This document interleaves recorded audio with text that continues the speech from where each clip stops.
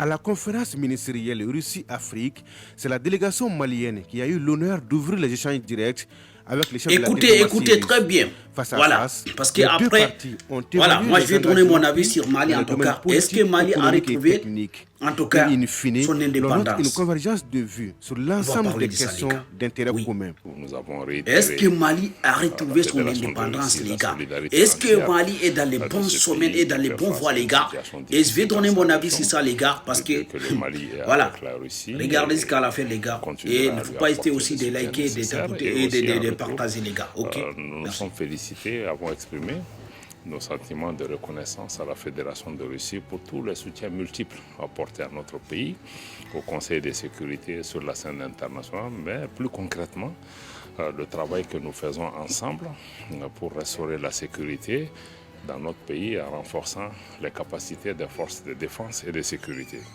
À côté de ce grand chantier, il y a aussi naturellement un certain nombre de projets en cours dans le domaine de l'énergie, dans le domaine du développement, dans le domaine des télécommunications, des nouvelles technologies, dans le secteur minier.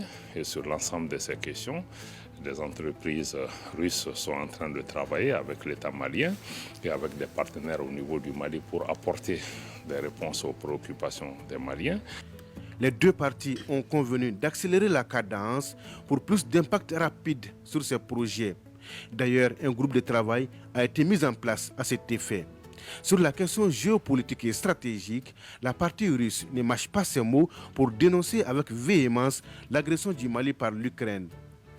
Et elle en appelle à la responsabilité des Nations Unies. Naturellement, nous ne pouvions pas ne pas échanger sur l'implication irresponsable de l'Ukraine dans notre pays, qui a agressé notre pays en apportant un soutien militaire direct à des groupes terroristes opérant dans le nord de notre pays.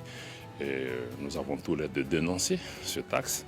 Et la Russie, naturellement, a marqué sa solidarité et son soutien au Mali face à cette agression et aussi à notre demande au niveau du Conseil de sécurité des Nations Unies pour que ce pays soit appelé à assumer ses responsabilités d'État membre des Nations Unies.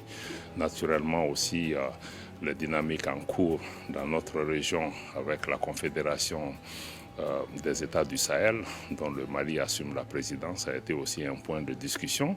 Comment nous allons travailler ensemble pour pouvoir concrétiser cette volonté de nos populations, mais comment aussi nous allons travailler pour pouvoir avoir des relations amicales, fraternelles et de coopération avec tous nos voisins pour pouvoir renforcer la coexistence pacifique.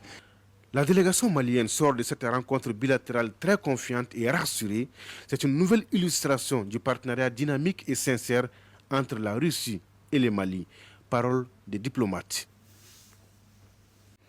Est-ce que Mali a retrouvé sa liberté? Les gars, regardez d'abord Mali, les gars, incroyable.